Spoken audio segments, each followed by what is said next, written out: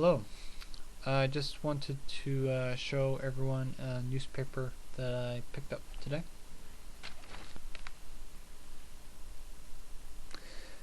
This is Matthew Martins, and he was the eldest son in my sensei's family.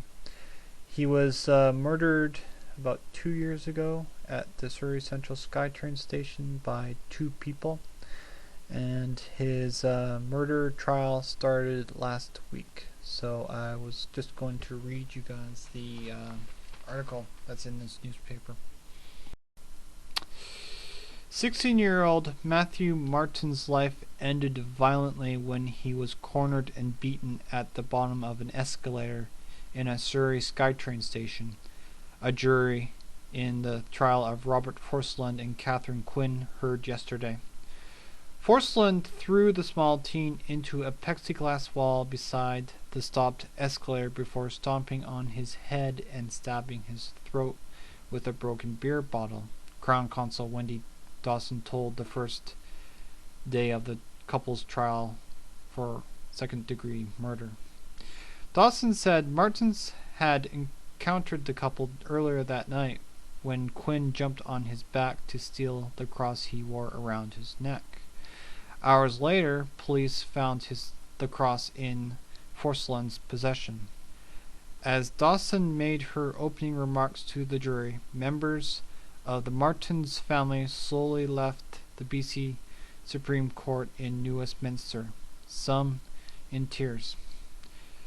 Jean Martins, Matthew's aunt, said outside the court it was difficult but important for the family to attend.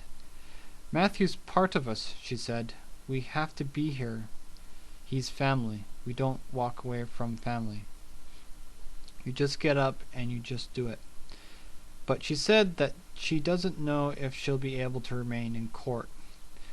I don't want my last memories of Matthew to be even more nightmarish than they already have been. Matthew's father, David Toner, said the family is relieved that the 5-week trial is finally beginning after procedural delays.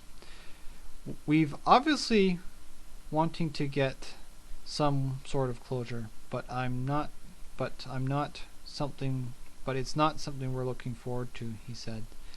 There's going to be a lot of emotion involved in the trial. There's going to be a lot of things we don't want to hear and don't want to know. In court, Quinn, who is free on bail, sat with her parents, leaning her head on her mother's shoulder before being ushered to the prisoner's box. The slender 24-year-old was dressed in black. Forslund, 28, a large man with spiked hair, wore a pink shirt and nodded at Quinn as he entered the court. Both pleaded not guilty to second-degree murder. Forslund's lawyer, Karen Basto, said Forslund would plead guilty to the lesser charge of manslaughter, but the prosecution refused to accept the plea. Well, I'm in the sense of glad Forslund is trying to plead guilty to manslaughter because it shows he acknowledges his guilt. I still want the murder charge to go forward, Toner said outside the court. Dawson told the court that on July 2, 2005, Forslund and Quinn were drinking with friends when they encountered Matthew near Surrey Central SkyTrain station. Dawson said Quinn jumped Matthew and received a superficial stab wound under her arm while wrestling with him. Matthew fled. Forslund and Quinn caught up with them at the SkyTrain station. Forslund beat Matthew as encouraged by Quinn, the prosecutor said. She said a witness will testify that Quinn told Forslund to kill the teen and gave him a beer bottle. For Quinn to be found guilty of second-degree murder, the Crown must prove that she either assisted or encouraged the murder. The trial continues today. On behalf of Pacific Budokan and friends, as well as my parents, my brother, and myself, we give our deepest blessings to the Toner family, and we hope that they will get the justice that they rightly deserve.